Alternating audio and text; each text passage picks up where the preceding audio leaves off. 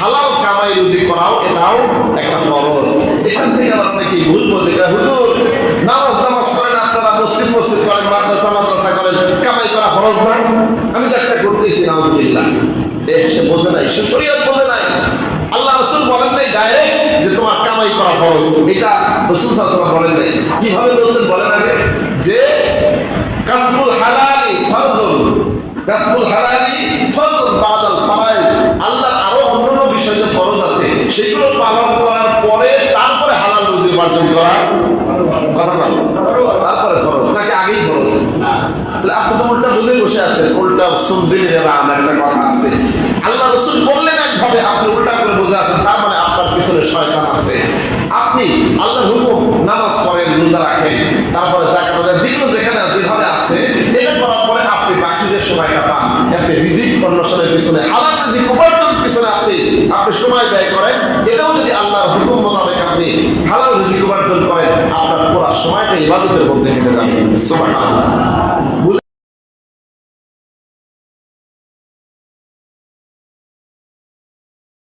আসসালামু আলাইকুম ওয়া রাহমাতুল্লাহি ওয়া বারাকাতুহু। ভালো আছেন আপনারা? আমি আপনাদের দেখবার ভালো আছি, আলহামদুলিল্লাহ। আলহামদুলিল্লাহ ওয়া কাফা ওয়া সালামুন আলা ইবাদিহিল্লাযীনা ইসতাফা।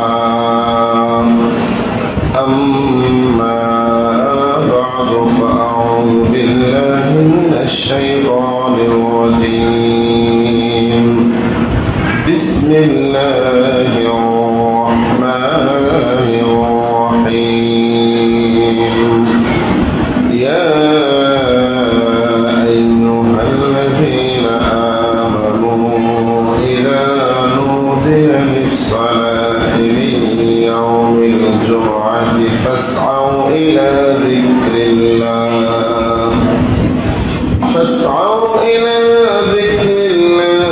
وذروا البيع ذلكم خير لكم إن كنتم تعلمون.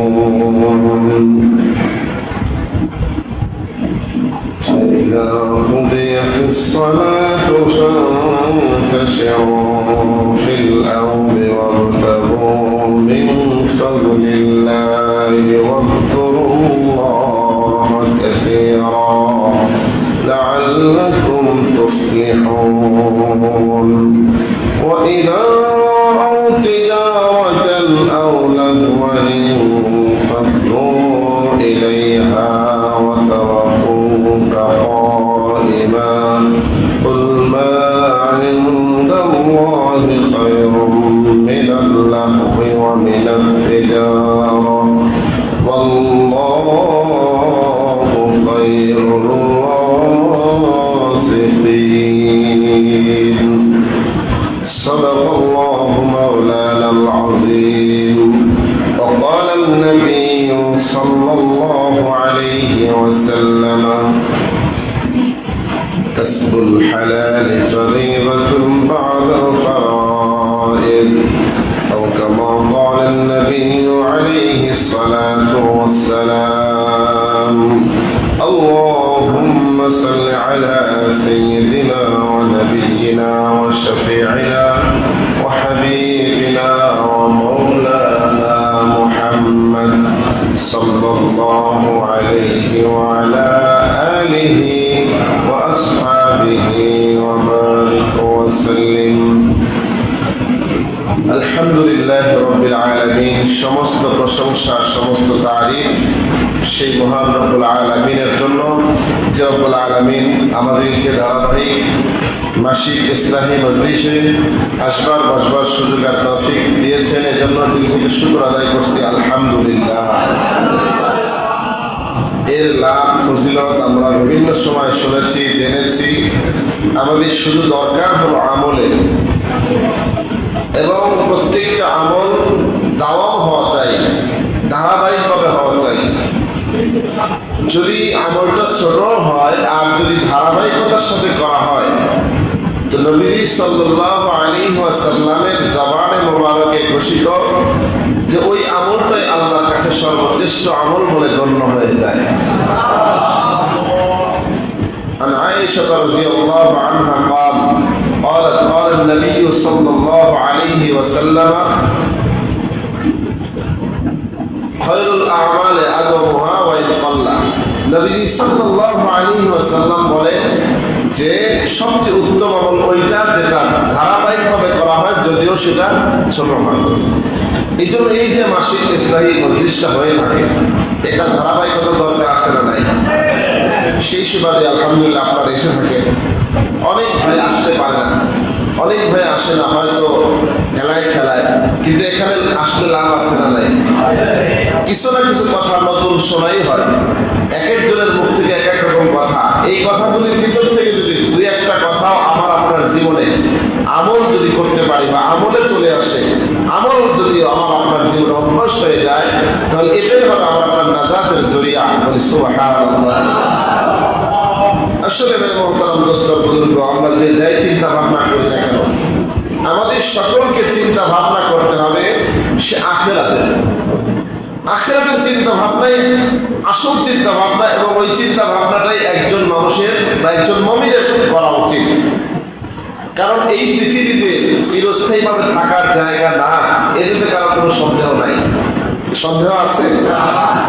আস্তিক বলেন নাস্তিক বলেন, এই পৃথিবীতে চিরস্থায়ী থাকা যাবে না, এই কথা সবাই একমত। এখন আমরা যারা মুমিন, আমরা যারা ঈমান এনেছি, আমাদের বিশ্বাস হলো আমাদের এই দুনিয়ায় থাকা যাবে না, তবে আমাদের চলে যেতে হবে। যাবো কোথায়? আল্লাহ তাআলার কাছে। ঠিক কিনা বলেন? আল্লাহ তাআলার কাছে আমাদের সকলকে যেতে হবে। অন্যান্য ধর্মাবলম্বী যারা আল্লাহকে মানে না, বিশ্বাস করে না, ওদের তো আখিরাতের কথা বাদই রাখলাম, ওরা তো আখিরাত মানেই না। কিন্তু আমরা যারা মানি, আর কেউ মানুক আর না মানুক, আখিরাত যে সত্য, এতে কোনো সন্দেহ নাই। এবং আমাদের বিশ্বাস, তথা মুমিনের বিশ্বাস, ঈমানদারের বিশ্বাস যে আখিরাত অবশ্যই আছে, এবং আখিরাতে সুফল কুফল দুইটাই অপেক্ষা করছে। সুফল হবে তাদের জন্য যারা দুনিয়াতে ভালো কিছু করবে, আর কুফল হবে তথা কষ্টের জায়গা হবে তাদের জন্য যারা দুনিয়াতে মন মতো চলবে। এজন্য আমরা ওইখান থেকে সুফল অর্জন করতে চাই, নাকি বলেন? আল্লাহর সাথে আমরা আল্লাহর মেহমান হয়ে যেতে চাই, আল্লাহর সাথে মেহমান হয়ে দেখা করতে চাই। যদি আমরা আল্লাহর সাথে মেহমান হয়ে দেখা করতে চাই, তাহলে আমাদেরকে কিছু কাজ করতে হবে, যেটা আল্লাহ পাক বলেছেন। আল্লাহ পাক যেমন সূরাতুল কাহফের শেষের আয়াতের শেষের অংশে আল্লাহ তাআলা বলেন, فمن كان يرجو لقاء ربه فليعمل عملا صالحا ولا يشرك بعبادة ربه أحدا। আল্লাহ বলে, বান্দা, যে মানুষগুলি আমার সঙ্গে সাক্ষাৎ করতে চাও, আমার কাছে মেহমান হয়ে আসতে চাও, আমি আল্লাহ তাদের জন্য ঘোষণা করলাম, ফামান কানা ইয়ারজু লিকাআ রাব্বিহি ফালইআমাল আমালান সালিহা। সেজন্য অবশ্যই আমি রব্বুল আলামিনের নেক আমল করে, ভালো আমল যেন করে, ওয়ালা ইউশরিক বিইবাদাতি রাব্বিহি আহাদা। আর আমি রবের ইবাদতের ক্ষেত্রে যেন কাউকে শরীক সাব্যস্ত না করে। সুবহানাল্লাহ। এজন্য আল্লাহর সঙ্গে সাক্ষাৎ করতে হলে ভালো আমল করা ছাড়া বিকল্প কোনো রাস্তা নাই। আল্লাহ তাআলা ক্লিয়ার করে দিয়েছেন। এইজন্য যদি কেউ চিন্তা ভাবনা করে যে আমল আখলাকের কি দরকার, দুনিয়া আসছি, খাও বড় ভর্তি করো, যেমন মনে চাই তেমনি চলো, এই চিন্তা ভাবনা করলে সে যে একেবারে ডাব্বা পাবে, ধরা খাবে, সে যে কুফল পাবে, সে যে জাহান্নামে যাবে, এতে কোনো সন্দেহ নাই। কারণ আল্লাহ তাআলা যত জায়গায় আখিরাতে নিয়ামতের কথা বলেছেন, আল্লাহ তাআলা জান্নাতের কথা বলেছেন, আল্লাহ তাআলার মেহমান হওয়ার কথা বলেছেন, সব জায়গায় নেক আমলের কথা বলেছেন, ঈমানের কথা বলেছেন। এইজন্য আমাদের সকলকে নেক আমলওয়ালা জিন্দেগি গঠন করার তৌফিক দান করেন, বলি আমিন। এজন্য এই মেহনতগুলো উলামায়ে কেরাম করে থাকেন। আমাদের উস্তাদুল আসাতিজা আলেমুল শিরোমণি আল্লামা হযরত মাওলানা আফজাল হোসেন কাসেমি দামাত বরকাতুল আলিয়া, উনি এখানে আসার পর থেকে আলহামদুলিল্লাহ এলাকাবাসীর জন্য একটা ফিকির করে যাচ্ছে। কিন্তু আজকে অনেকে আমরা বুঝি না, অথবা অন্যভাবে বুঝি। আমাদের সকলকে বোঝা দরকার যেহেতু আমাদের সকলকে আল্লাহর কাছে যেতে হবে, এই জন্য আসলে আমরা সকলে আমলে জিন্দেগি গঠন করি। আল্লাহ তৌফিক দান করেন, বলুন আমিন। আজকের আসলে আলোচনার বিষয় হলো, আমাকে দিয়েছে আমার উস্তাদ সহকারী হুজুর। হুজুর আমাকে বলে দিয়েছেন আজকে সকালবেলা যে তুমি আজকে আলোচনা করবা কাসবুল হালাল, হালাল উপার্জনের গুরুত্ব, হালাল উপার্জনের গুরুত্ব এবং হারাম থেকে বাঁচার কি প্রয়োজনীয়তা। এর থেকে আমাদের সকলকে শিক্ষা নিতে হবে এবং এই হালাল এবং হারাম এই দুইটার মূল মর্মার্থ কি এগুলো আমাদের সকলের জানার দরকার আছে না নাই? কারণ হালাল এবং হারাম এই দুইটা হলো মানুষের জিন্দেগি দিক নির্ণয় করে। কোন মানুষ যদি হালালের পথে চলে তার দিক হয় একদিকে, তার গন্তব্য হয় একদিকে, আর যদি কোনো মানুষ হারামের পথে চলে তার গন্তব্য হয় আর একদিকে। কোন দিকে? আর একদিকে। হালালের গন্তব্য হলো জান্নাত আর হারামের গন্তব্য হলো জাহান্নাম। হালালের গন্তব্য হলো জান্নাত আর হারামের গন্তব্য হলো জাহান্নাম। আমাদের এই দুইটা কথা খেয়াল রাখতে হবে। এখন এই হালাল এবং হারাম আমরা সংক্ষিপ্ত ভাবে বুঝলাম যে হালালের গন্তব্য জান্নাত আর হারামের গন্তব্য জাহান্নাম। এখন কোনটা উপার্জন করতে হবে আর কি বলার দরকার আছে বেশি? এখানেই কিন্তু যথেষ্ট যে আমাদের জান্নাতে যেতে হলে হালাল ছাড়া বিকল্প কোনো রাস্তা নাই, এবং জাহান্নাম থেকে বাঁচতে চাই তাহলে আমাদের সকলকে হারাম থেকে বাঁচতে হবে, হারাম থেকে বাঁচতে হবে। এখন আসুন হালাল কি হারাম কি এটা আমাদের জানার দরকার, যে হালাল কোন বিষয় হারাম কোন বিষয় এগুলো আমাদেরকে জানতে হবে। যেমন আল্লাহ তাআলা কোরআনে কারীমের ভিতরে ঈমানদারদেরকে হালাল খাবার গ্রহণ করার জন্য বলেছেন। কে বলেছেন? ইয়া আইয়ুহাল্লাযীনা আমানু কুলু তাইয়্যিবাতি মা রাযাকনাকুম। আল্লাহ পাক এক আয়াতে কারিমার ভিতরে বলেছেন, বান্দা তোমরা যারা ঈমানদার, তোমরা যারা ঈমান এনেছো, তোমরা খাও ওই রিজিক থেকে যেটা পবিত্র আমি তোমাদেরকে দিয়েছি, তোমরা সেই পবিত্র রিজিক থেকে খাও। সুবহানাল্লাহ। আল্লাহ তাআলা আমাদেরকে কি খেতে হবে, কি ধরনের খাবার খেতে হবে তাও আল্লাহ সুবহানাহু ওয়া তাআলা স্পষ্ট করে দিয়েছেন। কোরআন শরীফে একটা কোরআন শরীফে বলেন কি তোমরা, আল্লাহ তাআলা বলেন যে তোমরা কি ধরনের খাবার খাবে সেটাকে ঘোষণা দিয়েছেন কে? আল্লাহ তাআলা। এইজন্য আমাদের একেবারে প্রশ্নপত্র সহজ করে দিয়েছে। এখন এর পরেও যদি আমরা মানতে না পারি তাহলে আল্লাহ কিছুই করার থাকবে না। কিছু করার থাকবে বলে? কিছুই করার থাকবে না। এই জন্য আমাদের সকলকে সর্বপ্রথম হালাল হারাম জেনে বুঝে হালালকে গ্রহণ করতে হবে, হারামকে বর্জন করতে হবে। তাহলেই হবে আমি আপনি আসল প্রকৃতপক্ষে মানুষ। আমার আপনার জীবনের একটা সুফল এবং সফলতা আসবে ইনশাআল্লাহ।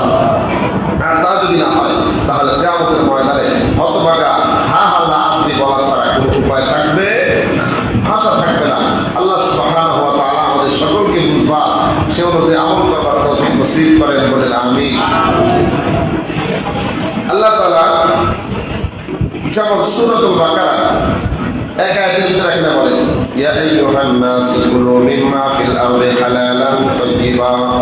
আল্লাহ বলেন হে মানব জাতি, তোমরা যারা মানুষ তোমরা খাও, ভক্ষণ করো মিম্মা ফিল আরদি আমি জমিন থেকে যা উৎপাদন করি, হালালান তাইয়্যিবা এক নম্বরে সেটা হালাল হতে হবে, দুই নম্বরে তাইয়্যিবা পবিত্র হতে হবে।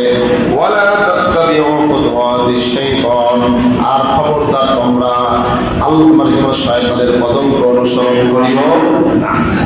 হালাল খেতে গেলে, পবিত্র খানা খেতে গেলে শয়তান ধোঁকা দেবে। তুই এত কষ্ট করে খাওয়া যায়, হালাল খানা খাইতে গেলে একটু কষ্ট হয়, পবিত্র খানা খাইতে গেলে একটু কষ্ট হয়। এই জন্য আল্লাহ তাআলা সতর্ক করতেছেন, ওয়ালা তাত্তাবিউ খুতুওয়াতিশ শাইতান খবরদার খবরদার তোমরা শয়তানের পদঙ্ক অনুসরণ করিও না। কারণ কেন ইন্নাহু লাকুম আদুউম মুবিন। আল্লাহ বলেন শয়তান অবশ্যই তোমাদের প্রকাশ্য দুশমন, প্রকাশ্য দুশমন হলো শয়তান। শয়তান তোমাদেরকে জাহান্নামে নিয়ে যাওয়ার চিন্তা ভাবনা করবে। দুশমন যে হয় সে কি কখনো শত্রুর ভালো চায়? আল্লাহ বলেন আমি তোমাদেরকে হালাল এবং পবিত্র খানা খাইতে আদেশ করলাম, সুতরাং এই খানা খেতে গেলে শয়তান ধোঁকা দেবে, শয়তানের পদঙ্ক অনুসরণ করা যাবে না। এই একটা এরপর আল্লাহ তাআলা বললেন অন্য আয়াতের ভিতরে আল্লাহ দেওয়া পবিত্র রিজিক খাবে এবং তুমি আল্লাহর শুকর আদায় করবে। আল্লাহ তাআলা বলেন ইয়া আইয়ুহাল্লাযীনা আমানু কুলু মিন তাইয়্যিবাতি মা রাযাকনাকুম। হে ঈমানদার বান্দা বান্দীরা, তোমরা যারা আমার প্রতি ঈমান করেছো তোমরা আল্লাহর দেওয়া রিজিক থেকে পবিত্র খানা তোমরা খাবে। পবিত্র খানা কি খানা? পবিত্র খানা খাবে। ওয়াশকুরু লিল্লাহ, আর পবিত্র খানাকে আমি রব্বুল আলামিনের শুকর আদায় করবে। ইন কুনতুম ইয়াহু তা'বুদুন, যদি তোমরা একমাত্র আল্লাহর ইবাদত করতে চাও, আল্লাহ তাআলার যদি ইবাদত করো, তাহলে আমার কথা তোমরা মেনে হালাল রিজিক খাও, পবিত্র রিজিক খাও, আর আমি রবের শুকর আদায় করো। কারণ যেই বান্দা আল্লাহর দেওয়া রিজিককে, পবিত্র খানাকে যে ব্যক্তি শুকর আদায় করে, আমার নবী বলেন কোন মানুষ যদি হালাল খানা খাওয়ার পরে আল্লাহর দরবারে শুকর আদায় করে, আল্লাহর দরবারে প্রশংসা করে, আমার নবী বলেন ওই ব্যক্তির আমলনামায় সারাদিন রোজা রেখে কষ্ট করে ধৈর্য ধারণ করলে যে সওয়াব পাওয়া যায়, আল্লাহ খানা খাওয়ার পরে বান্দা শুকর আদায় করলে ওই পরিমাণ সওয়াব আমলনামায় দিয়ে দেয়। এই জন্য খানা খাইতে হবে পবিত্র, আর শুকর আদায় করতে হবে আল্লাহ। আপনি যদি শুকর আদায় করতে পারেন, নবী বলে রোজা রাখলে যে পরিমাণ সওয়াব, খাওয়া পরে ওই পরিমাণ সওয়াব। কিন্তু আজকে আমরা গরু ছাগলের মতো খানা খাই, শুকর আদায় তো দূরের কথা মনেই থাকে না। বিসমিল্লাহটা আমাদের খাওয়ার সময় মনে আসে, অধিকাংশ মানুষ ভুলে যায়। কেন? আসলে মূলত আমরা সেই মহান রবকে চিনি নাই। এই জন্য খানা খাওয়ার ব্যাপারে আমরা জানতে পারলাম যে পবিত্র খানা খেতে হবে। আদেশ করেছেন কে? আল্লাহ। হারাম খাবার খাওয়া যাবে না। ওয়ালা তাত্তাবিউ খুতুওয়াতিশ শাইতান, খবরদার হারাম খানা খাওয়া যাবে না। এখন বলতে পারেন এটা তো মানে হারাম, হালাল খেতে হবে, এটা জানলাম। হারাম খাওয়া আল্লাহ তাআলা নিষেধ করেছেন, এটাও আমাদের জানা দরকার, তাই না? আল্লাহ তাআলা বলেন ইন্নামা হারামা আলাইকুমুল মাইতাতা ওয়াদ-দামা ওয়া লাহমাল খিনজির ওয়া মা উহিল্লা বিহি লিগায়রিল্লাহ ফামান ইসতারা গায়রা বাগিন ওয়ালা আদিন ফালা ইসমা আলাইহি ইন্নাল্লাহা গফুরুর রহিম।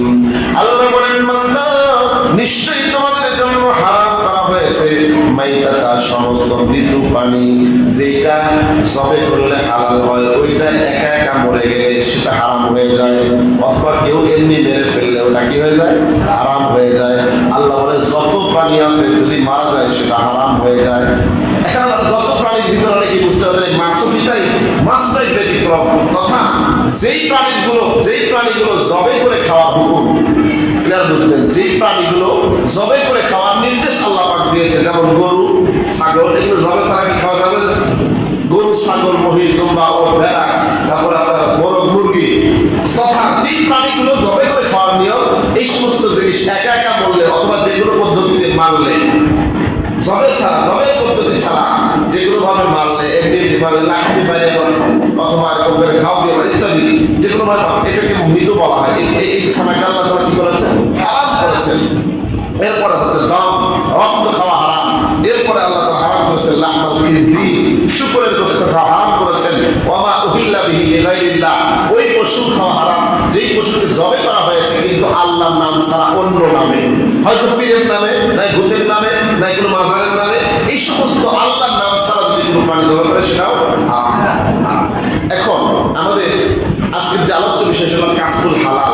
খানা যেহেতু হালাল খেতে হবে, তাহলে কামাই রুজিকে হারাম করতে হবে। কি বলেন? আমি যে কথা বোঝাতে চাই সেটা হলো খানা যেহেতু আমাদের হালাল খেতে হবে, হারাম থেকে বাঁচতে হবে। এই দুটাকে বোঝানোর পরে এইবার বলতে চাচ্ছি সেটি হলো খানা যেহেতু হালাল খাইতে হবে, হারাম থেকে যেহেতু বাঁচতে হবে, তাহলে উপার্জনটা কি করতে হবে? হালাল করতে হবে, হালাল উপার্জন করতে হবে। বলতে পারেন হুজুর হালাল উপার্জন করলে কি আমাদের কোনো লাভ আছে? যেমন এক হাদিসের ভিতরে আসছে, নবী সাল্লাল্লাহু আলাইহি ওয়াসাল্লাম বলেন কাসবুল হালাল ফারিদাতুন বাদাল ফরাইজ। বিশ্বনবী রাহমাতুল লিল আলামিন বলেন, বান্দা বান্দিরা ও উম্মতের দল, তোমরা শোনো, আল্লাহ পাক রব্বুল আলামিন তার ইবাদতের জন্য যে ফরজ বিষয়গুলি করেছেন, এই সমস্ত ফরজ বিষয় আদায়ের পরে হালাল রিজিক উপার্জন করাও একটা ফরজ বিষয়। সুবহানাল্লাহ। যেহেতু হালাল খানা খাওয়া ফরজ, হালাল খানা খাওয়া ফরজ, হারাম থেকে বাঁচাতে হতো ফরজ, এই জন্য হালাল কামাই রুজি করাও এটাও একটা ফরজ। এখান থেকে আমরা অনেকেই ভুল বোঝে, হুজুর নামাজ করেন আপনারা, মসজিদ করেন, মাদ্রাসা করেন, কামাই করা ফরজ না? আমি তো একটা করতেছি, নাউজুবিল্লাহ। সে বোঝে নাই, সে শরীয়ত বোঝে নাই। আল্লাহ রাসূল বলেন নাই ডাইরেক্ট যে তোমার কামাই করা ফরজ। এটা রাসূল সাল্লাল্লাহু আলাইহি ওয়াসাল্লাম বলেন নাই। কিভাবে বলছেন বলেন আগে, যে কাসবুল হালালি ফরজুন, কাসবুল হালালি ফরজুন বাদাল ফরাইজ। আল্লাহর আরো অন্যান্য বিষয় যে ফরজ আছে সেগুলো পালন করার পরে তারপরে হালাল রুজি উপার্জন করা কথা বল, তারপরে ফরজ নাকি আগেই ফরজ? তাহলে আপনি তো উল্টা বুঝে বসে আছেন, উল্টা সুনজিলেরা আমার একটা কথা আছে। আল্লাহ রাসূল বললেন একভাবে, আপনি উল্টা করে বুঝে আছেন, তার মানে আপনার পিছনে শয়তান আছে। আপনি আল্লাহর হুকুম নামাজ পড়েন, রোজা রাখেন, তারপরে যাকাত দেন, যেগুলো যেখানে যেভাবে আছে এটা করার পরে আপনি বাকি যে সময়টা পান আপনি রিজিক অন্বেষণের পিছনে, হালাল রিজিক উপার্জনের পিছনে আপনি সময় ব্যয় করেন, এটাও যদি আল্লাহর হুকুম মোতাবেক আপনি হালাল রিজিক উপার্জন করেন, আপনার পুরো সময়টা ইবাদতের মধ্যে কেটে যাবে। সুবহানাল্লাহ। বুঝে আসছে এই হাদিস? অনেকে হুজুর আমিও তো ফরজ বিধান পালন করি, আমার বিবি বাচ্চার মুখে ভাত তুলে দেওয়ার জন্য আমি কামাই রুজি করি। আল্লাহ রাসূল এটা বলছেন ঠিক আছে, কিন্তু বাদাল ফারাইজ সমস্ত ফরজ বিধিবিধান যেগুলো আল্লাহ পাক রাখছেন এইগুলোর পরের স্থান হলো কি কামাই করা। আল্লাহ আমাদেরকে বোঝার তৌফিক দান করেন। আল্লাহ তাআলা ঘরে বসে থাকতে বলেন, কামাই করতে বলেছেন। আপনি যদি সূরা জুমা না করেন, সূরা জুমার ভিতরে আপনি সুন্দর করে পাবেন। আল্লাহ তাআলা বলেছেন, ইয়া আইয়ুহাল্লাযীনা আমানু, ইয়া আইয়ুহাল্লাযীনা আমানু ইযা নুদিয়া লিস-সালাতি মিন ইয়াউমিল জুমআতি ফাসআউ ইলা যিকরিল্লাহি ওয়া দারুল বাই'আ যালিকুম খায়রুল লাকুম ইন কুনতুম তা'লামুন।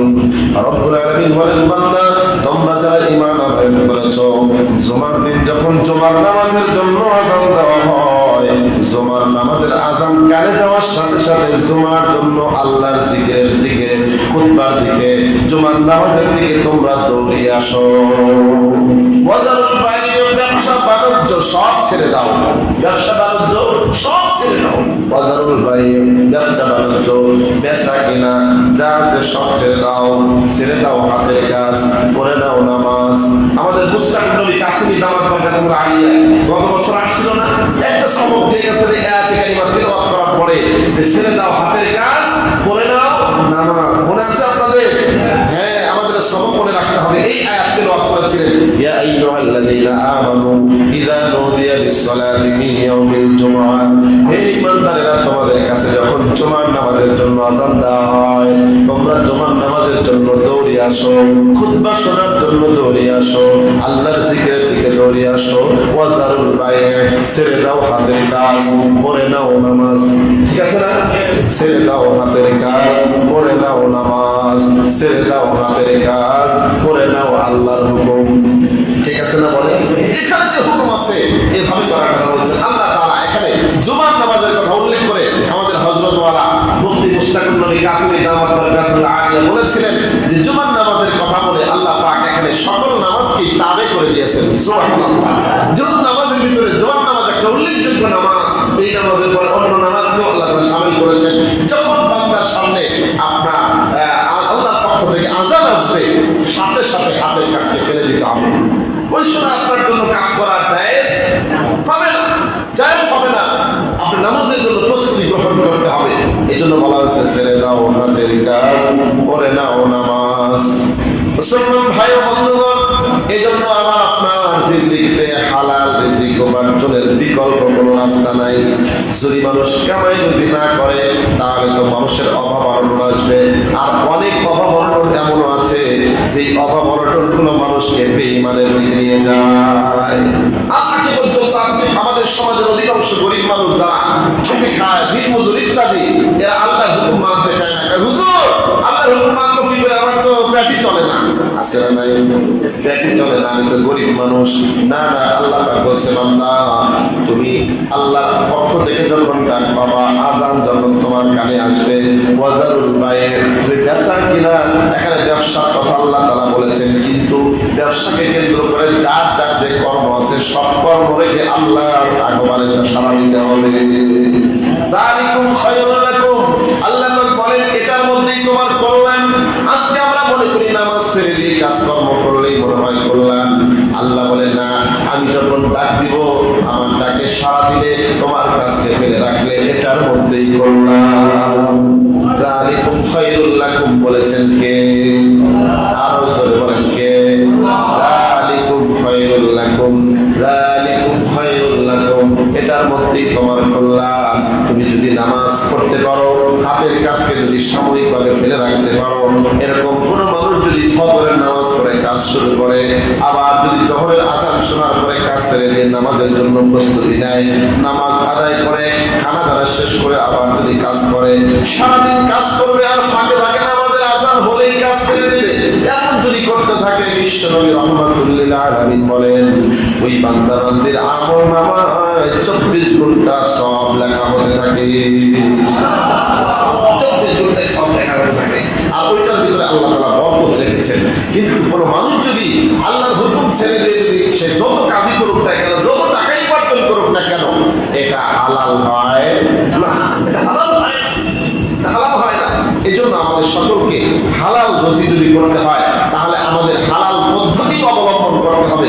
আজকে এখান থেকে আরেকটা বিষয় ক্লিয়ার করতে চাই, সেটি হলো হালাল রিজিক উপার্জন করার সিস্টেম হলো দুইটা। কয়টা? জোরে বলেন কয়টা? হ্যাঁ, যেই কাজটা করবো এই কাজটাও হালাল হতে হবে, আবার পদ্ধতিটাও হালাল হতে হবে, পদ্ধতিটাও হালাল হতে হবে, তাহলে আপনার রিজিক হালাল হবে। আর যদি যে কোনো একটা আছে আর একটা নাই, জিনিস ভালো কিন্তু পদ্ধতি হারাম, যেমন ধরেন টাকা দিয়ে টাকা লেনদেন করা, কিন্তু আপনি কম বেশি করলেন, এটা কি হয়ে গেল? সুদ হয়ে গেল, হারাম, এটাকে হারাম। আর কিছু যেগুলো বলতেছিলাম তাহলে যে আপনার পদ্ধতিও হালাল হতে হবে, আবার জিনিসও হালাল হতে হবে। এখন টাকা দিয়ে কেউ কিনলো কুকুর, তার কি এই কেনা বেচাটা হালাল হইল? একটা কুকুর বাড়ি থেকে ধরে নিয়ে যা বিক্রি করে 10,000 টাকা পাইলো, 10,000 টাকা নিয়ে চাউল কিনলো, এটা কি হালাল হবে? কারণ জিনিসটা হারাম। ওই কুকুর জিনিসটাই কি হারাম, বেচা বিক্রি হারাম। যে জিনিস খাবার দাবার হারাম, ওটা বেচা বিক্রি কি হারাম। সুতরাং কুকুর বিক্রি করলো, কেউ বিড়াল বিক্রি করলো ইত্যাদি, এগুলো সম্পূর্ণ কি বলেন হারাম। কেউ মরা মুরগি বিক্রি করলো, করে না এরকম? অনেক ব্রয়লারের খামারিরা মরা টরা সহ কে মারি দেয়, আছে না নাই? এটা তার জন্য হারাম। কেউ মুরগি ফেলে রাখছে, আপনি ওখানে 10টা মুরগি জবাই করে নিয়ে এসে বিক্রি করে দিলেন, মনে করলেন যে দেখ 10টা মুরগি বিক্রি করবো, আমার 5,000 টাকা আসবে। এই যে 5,000 টাকা আপনি 10টা মরা মুরগি বিক্রি করে আপনি উপার্জন করলেন, আপনার জন্য হারাম। কি বলেন? হারাম। এই জন্য আমাদের হালাল উপার্জন করতে হলে পদ্ধতিও হালাল লাগবে, জিনিসও কি লাগবে? হালাল লাগবে। যেমন কেউ টাকা দিয়ে টাকা বাড়ায়, আর কয় যে টাকা দিয়ে টাকা বাড়ায়, তোমরা ব্যবসা করে টাকা বাড়াও, আমরা টাকা দিয়ে টাকা বাড়াই। কিন্তু পার্থক্য আছে না নাই? আমাদের দেশে যারা সুদখোর যারা আছে, ওরা যুক্তি দেখে আপনারা ব্যবসা করে লাভ করেন না, 5,000 টাকার মাল কিনে 7,000 টাকা বিক্রি করেন, তো আমরা 5,000 টাকা মানুষকে দিয়ে 7,000 টাকা নেই, অসুবিধা কি? আল্লাহ বলে তুই বাড়বা। আল্লাহ তাআলা বলেন পার্থক্য আছে। আল্লাহ বলেন আল্লাহ বলে বান্দা দেখো, আমি ব্যবসা বাণিজ্যকে হারাম করেছি আর সুদকে হারাম করেছি। সুদের কারবার করে আপনি টাকা পয়সা উপার্জন করলেন, সারা জিন্দেগি ভর যদি আপনি হালাল খাবার খাইতে চান, আপনার খানা হালাল হবে? হালাল হবে? হবে না। অনেক মানুষ আছে সুদের কারবার করে, আর দোকানে যায়, বাজারে যায়, জিজ্ঞেস করে যে হালাল আছে তো, এটা এই জিনিসটা হালাল আছে তো? কথা আছে না নাই? হোটেল করতে দেখুন, হোটেলে হালাল খাবার পাওয়া যায়, অথচ টাকা পয়সা উপার্জন করছে হারাম পন্থায়, সুদ খেয়ে ঘুষ খেয়ে। আছে না অনেকে? অনেক চাকরিজীবী আছে, বলে উপর থেকে নিচ থেকে সব জায়গা দিয়ে কামাই রুজি করার পরে হোটেলে যা কয় মাংস হালাল হবে তো, নাউজুবিল্লাহ। এই যে মাংস যে হালাল খুঁজলো, কিন্তু তার কামাই রুজি যে হারাম, এটা সেটা বিবেচনা করলো না। এটা তার মানে আল্লাহর সাথে চতুরতা করলো, ধোঁকাবাজি করলো। আল্লাহ বলেন আহাল্লাল্লাহুল বাইআ ওয়া হারামার রিবা। আল্লাহ বলেন আমি ব্যবসাকে হালাল করেছি আর আমি সুদকে হারাম করেছি। টাকা দিয়ে টাকা বিনিময় করা, কম বেশি করে, এটার নাম হলো সুদ। 10,000 টাকা দিয়ে 12,000 টাকা গুনে নেওয়া, এটার নাম হলো সুদ। কিন্তু 10,000 টাকার মাল বিক্রি করে হালাল পদ্ধতিতে আপনার 12,000 টাকা উপার্জন করা, 2,000 টাকা বেশিতে বিক্রি করা, এটা হারাম নয়, এটা আপনার জন্য আহাল্লুল হালাল। তবে মালটা হতে হবে পবিত্র মাল। কি মাল? পবিত্র মাল হতে হবে, হালাল মাল হতে হবে। যেটা আগেই বলে আসছে, আপনি জানেন যে এই মালটা চুরি করে নিয়ে আসছে, একটু সস্তা দামে পাওয়া যাবে, আপনি জানার পরেও যে এর চোর, এর কাজই মানুষের বাড়ি থেকে চুরি করে নিয়ে এসে মাল কিনা। আপনি চিন্তা করলেন যে যাক এই মালটা বাজারে থেকে কিনতে গেলে 5,000 টাকা লাগবে, এখানে 2,500 টাকা দিয়ে কিনা যাবে, 2,500 টাকা দিয়ে কিনে আমি 4,500 টাকা বেচবো। লাভ বেশি করার জন্য চোরাই মাল কিনলেন, আপনার এই বেচা বিক্রি হারাম হয়ে গেল। জিনিস হালাল, একটা টিবল, পুরাতন টিবল আপনি কিনলেন, কিনে খুব খুশি যে পুরাতন টিবল, নতুন একটা টিবল কিনতে গেলেই লাগতো, কিন্তু হারাম মাল আপনি জানার পরেও যদি ক্রয় করেন, বিক্রি করেন, এটা কি আপনার জন্য হারাম। এই জন্য হালাল আমাকে আপনাকে আগে তালাশ করতে হবে, চিনতে হবে, তারপরে হালাল খারাপ চিন্তা ভাবনা করতে হবে। এই জন্য বলছি কি হালাল খারাপ ক্ষেত্রে নিয়ম কয়টা বলে? দুইটা। একটা হলো জিনিসও হালাল হতে হবে, আবার পদ্ধতিও হালাল হতে হবে। পদ্ধতির মধ্যে একটা হলো যে আল্লাহর হুকুমকে অমান্য করে কোনো কাজকর্ম করলে ওইটা হালাল হয় না। এখন আল্লাহর হুকুম করতে গেলে 5 ওয়াক্ত নামাজ আছে না নাই? বলেন, আপনি এই নামাজ পড়লেন না, তারপর আপনি ব্যবসা করতেছেন, তো করতে আছেন, কিন্তু এই ব্যবসার যাকাত আপনি দিলেন না, আপনার মাল সব হারাম হয়ে যাবে, নিশ্চিত হয়ে যাবে। যাকাত হচ্ছে সবচেয়ে নিকৃষ্ট মাল। যাকাত যেটাকে দিতে হয় ওটা সবচেয়ে নিকৃষ্ট মাল, সেটা আপনার মালের ভিতরে দিলে নিশ্চিত হয়ে যায় ওটা আপনার জন্য কি হয়ে যায় বলেন? হারাম। এই জন্য পদ্ধতিও হালাল হতে হবে, জিনিসও কি ভালো লাগবে, হালাল হতে হবে। আল্লাহ তাআলা বলেন ফাইদা কুদিয়াতিস সালাতু ফান্তাশিরু ফিল আরদ। আল্লাহ সুবহানাহু ওয়া তাআলা সূরাতুল জুমার ভিতরে প্রথমে নামাজের দিকে আহ্বান করলেন। নামাজ শেষ হওয়ার পরে আল্লাহ পাক বললেন ফাইদা কুদিয়াতিস সালাতু ফান্তাশিরু ফিল আরদ ওয়াবতাগু মিন ফাদলিল্লাহ। আল্লাহ বলেন বান্দা বান্দিরা, যখন তোমার নামাজ শেষ হয়ে যায়, যখন তোমার ইবাদত বন্দেগী মোটামুটি শেষ হয়ে যায়, ফান্তাশিরু ফিল আরদ, আল্লাহর জমিনে তুমি ছড়িয়ে পড়ো। ওয়াবতাগু মিন ফাদলিল্লাহ, আল্লাহর অনুগ্রহ তুমি তালাশ করো। ওয়াবতাগু মিন ফাদলিল্লাহ, ফাদলিল্লাহর অর্থ হলো মালিল্লাহ, মিন মালিল্লাহ, আল্লাহর দেওয়া মাল, আল্লাহর দেওয়া সম্পদ, আল্লাহর দেওয়া রিজিক তুমি অন্বেষণ করো। এই আদেশটা দিয়েছেন কে? আল্লাহ তাআলা দিয়েছেন। ফাইদা কুদিয়াতিস সালাতু ফান্তাশিরু ফিল আরদ ওয়াবতাগু মিন ফাদলিল্লাহ। আল্লাহ তাআলা বলেন ওয়াবতাগু মিন ফাদলিল্লাহ, আল্লাহর তুমি কি করো? আল্লাহর দেওয়া মাল তুমি অন্বেষণ করো। ওয়াজকুরুল্লাহ কাসীরা লাআল্লাকুম তুফলিহুন। এবং আল্লাহ তাআলা বলতেছেন শুধু তুমি নামাজ শেষ করার পরে মাল তালাশ করবা, জমিনে ছড়িয়ে পড়বা এমনটি নয়, বরং তুমি সাথে সাথে সাথে সাথে আমি রব্বুল আলামিনের জিকির বেশি বেশি করো। সুবহানাল্লাহ। কাজের ফাঁকে ফাঁকে জিকির করতে হবে, আদেশ করেছেন কে?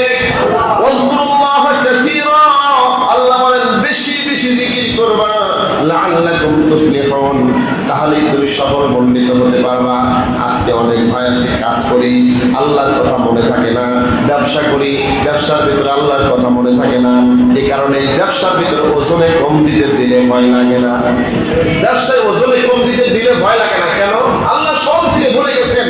আল্লাহ তাআলা জন্য বলেন ওয়াজকুরুল্লাহ কাসীরা, আল্লাহ পাকের জিকির করো, বহুত বহুত জিকির করো, বেশি বেশি জিকির করো, লাআল্লাকুম তুফলিহুন, তাহলে তোমরা সফল মণ্ডিত হতে পারবা।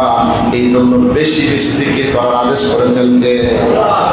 আল্লাহ সুবহানাহু ওয়া তাআলা একদল মুমিনের প্রশংসা করতে গিয়ে রব্বুল আলামিন সূরাতুন নূরের ভিতরে 37 নম্বর আয়াতে কারিমার ভিতরে বলেন রিজালুল লা তুলহিহিম তিজারাতু ওয়ালা বাইউন আন যিকরিল্লাহ ওয়া ইকামিস সালাতি ওয়া ইতাইস যাকাত ওয়া ইয়াখাফুনা ইয়াওমান তাতাকাল্লাবু ফীহিল কুলুব ওয়াল আবসার। আল্লাহ রাব্বুল আলামিন বলেন বান্দা, এমন একটা দল ছিল, এমন এক ব্যক্তিদের দল ছিল যে মানুষগুলোকে ব্যবসা বাণিজ্য বেচা কিনা তাদের সংসার সম্পত্তি কোনো কিছুই আল্লাহর জিকির থেকে গাফেল রাখতে পারে নাই। লা তুলহিহিম তিজারাতু ওয়ালা বাইউন, তাদের ব্যবসা বাণিজ্য বেচা কিনা লেনদেন কাজকর্ম তাদেরকে গাফেল বানাইতে পারে নাই। আন যিকরিল্লাহ, আল্লাহর জিকির থেকে তারা কাজও করেছে, মুখে জিকিরও করেছে, ব্যবসা করেছে, হাতে তাসবিহ দানাও টিপেছে। সুবহানাল্লাহ বলে। ওয়ালা বাইউন আন যিকরিল্লাহ, আল্লাহর জিকির থেকে, ওয়া ইকামিস সালাহ, আল্লাহ পাক বলেন নামাজ থেকেও তাদেরকে গাফেল করতে পারে নাই। ওয়া ইতাইস যাকাত, যাকাত থেকেও গাফেল করতে পারে নাই। কিন্তু আজকে আমাদের সমাজে এমন কিছু মানুষ আছে, একটু টাকা পয়সা বাড়লেই জিকির তো দূরের কথা, আল্লাহর কথাই স্মরণ থাকে না। আছে না? গরিব বলে মোটামুটি করে, কিন্তু যখন ধনী হয়ে যায়, বেশি টাকাওয়ালা হয়ে যায়, এগুলো কিছু মনে থাকে না, এগুলো কিছু মনে থাকে না, শুধু আমল করতে গান বাদ্য বাজনা, কি ফাংফু কি ফ্যাশন নিয়ে ব্যস্ত থাকে। আছে না নাই বলে? ফজরের নামাজের খবর থাকে না, এই যে আরামে এসি দিয়ে ঘুমাইছে, কোথায় আজান গেল, কোথায় নামাজ গেল, এগুলো কোনো খবর থাকে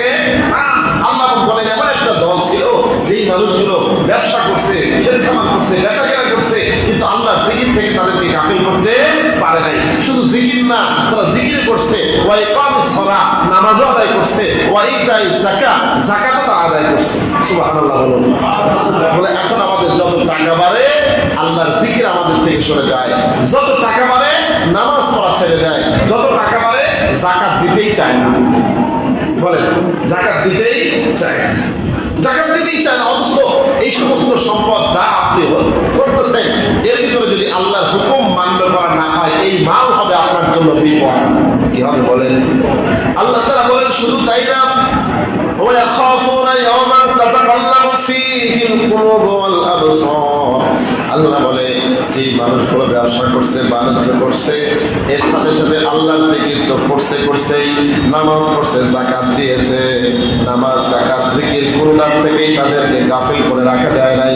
শুধু তাই নয়, এবং তারা ভয় করেছে এমন দিনের যে দিন মানুষের চোখ উল্টে যাবে, অন্তর বিগলিত হয়ে যাবে। তাতাকাল্লামু ফীহিল কুলুব ওয়াল আবসার, মানুষের চোখ উল্টে যাবে, মানুষের অন্তর চূর্ণ বিচূর্ণ হয়ে যাবে, উলটপালট হয়ে যাবে। সেই দিনেও ভয় তারা অন্তরে রেখেছে, সেই দিনের নাম হলো কিয়ামতের দিন। এই জন্য যুবক ভাই বাবাজি, যারা আমার কথা শুনতেছেন, যে কোনো পেশায় থাকতে পারেন, কৃষি কাজ করেন কোনো সমস্যা নাই, ব্যবসা করেন কোনো সমস্যা নাই, চাকরি বাকরি করেন কোনো সমস্যা নাই। এই কাজের ভিতরে, এই কর্মের ভিতরে যদি আল্লাহর জিকির থাকে, নামাজ থাকে, যাকাত দেওয়া ঠিক মতো হয়, আল্লাহর হুকুম আহকাম হয়, যদি ভয় থাকে, এই সম্পদ, এই টাকা পয়সা আমার আপনার জন্য নাজাতের কারণ হয়ে যাবে। কিন্তু যদি এর বিপরীত কোনো মানুষ টাকা পয়সা উপার্জন করছে, আল্লাহকে ভুলে গেছে, কোন মানুষ টাকা পয়সা উপার্জন করছে, যাকাতের কথা বলে গেছে, কিয়ামতের ময়দানে এই মাল তার জন্য ভয়ের কারণ হবে, বিপদের কারণ হবে। আল্লাহ রাসূল বলেন, মান আতাহুল্লাহু মালান ফালাম ইউদ্দি যাকাতা মালি যাকাতা মালিহি মুসিলা লাহু ইয়াউমাল কিয়ামাতি শুজাআন আকরা। বিশ্বনবী রাহমাতুল লিল আলামিন বলেন, যে মানুষকে আল্লাহ রাব্বুল আলামিন দুনিয়াতে অর্থ সম্পদ দিল, অর্থ সম্পদ কামাই করলো, আর অর্থ সম্পদ কামাই করার পর তাকে আল্লাহ তাআলা অনেক ধনভাণ্ডারের মালিক বানাইলো, আর সে ব্যক্তি এই মালের হক আদায় করলো না, যাকাত আদায় করলো না, এই মালের যে হক সেটা আদায় করলো না, মুসিলানা ইয়াউমাল কিয়ামা, কিয়ামতের দিন এই সম্পদকে তার জন্য একটা বিষধর সাপে পরিণত করা হবে। এই সাপ বলতে থাকবে, আনা মালুকা ওয়া আনা কানসুকা, আমি তোমার মাল ছিলাম, আমি তোমার ধনভাণ্ডার ছিলাম, যেই মালের পিছনে পড়ে নামাজ পড়তে পারো নাই, যেই মালের পিছনে পড়ে তুমি হালাল হারাম তমিজ করতে পারো নাই, আজকে সেই সম্পদ আমি তোমার সাপ হয়ে কপালে ঠুকাইতেছি। নাউযুবিল্লাহ মিন যালিক। এইজন্য আমাদের হালাল খানা খাইতে হলে হালাল উপার্জন করতে হবে, তবে উপার্জন করতে গিয়ে যেন আমরা আল্লাহকে ভুলে না যাই। আল্লাহকে ভুলে যাওয়া যাবে না, আল্লাহকে ভুলে যাওয়া যাবে না। আজকে নামাজ কয়টায় শেষ করে দেবো? হ্যাঁ, আমি বলতেছিলাম যে এজন্য আমাদের আজকের আলোচ্য বিষয় হলো হালাল উপার্জন, হালাল খাবার খাওয়া, আর হারাম থেকে বাঁচা। হারাম নিষেধ করেছেন কে? কোন মানুষ যদি হারাম খায়, কোন মানুষ যদি হারাম উপার্জন করে, এই মানুষটা তার পেটের ভিতরে জাহান্নামের আগুন ডাইরেক্ট ঢুকায় নিল। জাহান্নামের আগুন যদি দুনিয়াতেই সে ঢুকায়, আখিরাতে কি হবে বলেন তো দেখি? এই জন্য আমাদের হালাল উপার্জন করতে হবে। আল্লাহ তাআলা বলেন, ফাইদা কুদিয়াতিস সালাতু ফান্তাশিরু ফিল আরদ, অলসতা চলবে না, জমিনে তোমরা ছড়িয়ে পড়ো। আবতাগু মিন ফাযলিল্লাহ, আই মিন মালিল্লাহ, আল্লাহর মাল থেকে, আল্লাহর দেওয়া রিজিক থেকে তোমরা অন্বেষণ করো। আযকুরুল্লাহ কাসীরান লাআল্লাকুম তুফলিহুন, আল্লাহর জিকির তোমরা বেশি বেশি করো, তাহলে সফল মণ্ডিত হবে। এজন্য আমাদের কামাই রুজি ছাড়া বিকল্প রাস্তা নাই। আবার কামাই রুজি করতে গিয়ে কিন্তু এই ফতোয়া দেওয়া যাবে না যে হুজুর আমি তো একটা ফরজ আদায় করতে আছি। এই ফতোয়া দিলে কি হবে? আল্লাহর সাথে চতুরতা হবে, চালাকি হবে, নবীজির কথাকে অস্বীকার করা হবে, ভুল ব্যাখ্যা করা হবে। নবী সাল্লাল্লাহু আলাইহি সাল্লাম বলেছেন যে কাসবুল হালালি বাদাল ফারাইজি ফরিজাতুন। রাসূল সাল্লাল্লাহু আলাইহি সাল্লাম বলেন যে সমস্ত ফরজ বিধিবিধানের পরে হালাল রিজিক উপার্জন করা একটা অপরিহার্য ব্যাপার।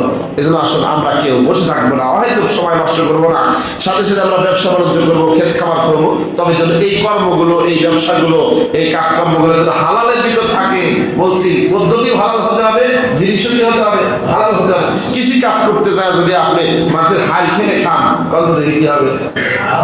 হ্যাঁ, 1 বিঘা আপনার মানে আছে জমি 5% আপনি ছেড়ে দিলেন আর 1% বাড়ালেন, এই যে 5% ফসল আপনার জন্য হালাল ছিল, কিন্তু 1%টা বাড়ানোর কারণে সবই এখন কি হয়ে গেল?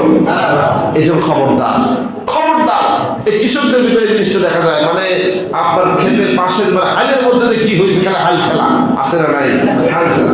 আল্লাহ তাআলা আমাদের সকলকে বুঝে সঠিকভাবে উপার্জন করার তৌফিক দান করেন। সাথে সাথে আমরা যেন কখনোই আল্লাহর জিকির থেকে গাফেল না হই। আল্লাহ তাআলা প্রশংসা করছেন, রিজালুল্লাহ তুলহিহিম তিজারাতু ওয়ালা বাইউন আন যিকরিল্লাহ ওয়া ইকামিস সালাহ ওয়া ইতাইস যাকাত। এখানে 4টা কথা বলেছেন। 1 নম্বর হলো জিকির থেকে তারা গাফেল হন নাই, নামাজ থেকেও গাফেল হন নাই, যাকাত দেওয়া থেকে গাফেল হন নাই, আল্লাহর ভয় থেকেও তারা গাফেল হন নাই, কিয়ামতের কথাকেও স্মরণ রাখছেন। কারণ মানুষ তখনই গুনাহ থেকে বাঁচতে পারবে যখন তার অন্তরের ভিতরে আল্লাহর ভয় থাকবে, হাসরের দিনের ভয় থাকবে। হাসরের ময়দান বড় কঠিন, এই ভয়ের কথা আল্লাহ তাআলা তুলে ধরেছেন সূরাতুন নূরের কত নম্বর আয়াত বলছি? 37 নম্বর আয়াত। কত নম্বর আয়াত? 37 নম্বর আয়াত। এখানে খুব সুন্দর করে এক জাতির প্রশংসা করেছেন, সেই জাতির নাম ছিল সাহাবায়ে কেরামের দল। সুবহানাল্লাহ। সাহাবায়ে কেরাম ব্যবসা করছেন, কৃষি কাজ করছেন, বেচা কেনা করছেন, লেনদেন করছেন, কিন্তু তারা আল্লাহর জিকিরকেই প্রাধান্য দিয়েছেন। আমরা ওইভাবে আমাদের জীবনকে সাজাবার চেষ্টা করব। আল্লাহ আমাদের সকলকে তৌফিক দান করেন। আমার তৌফিক ইল্লা বিল্লাহ। আসসালামু আলাইকুম ওয়া রাহমাতুল্লাহি ওয়া বারাকাতুহু।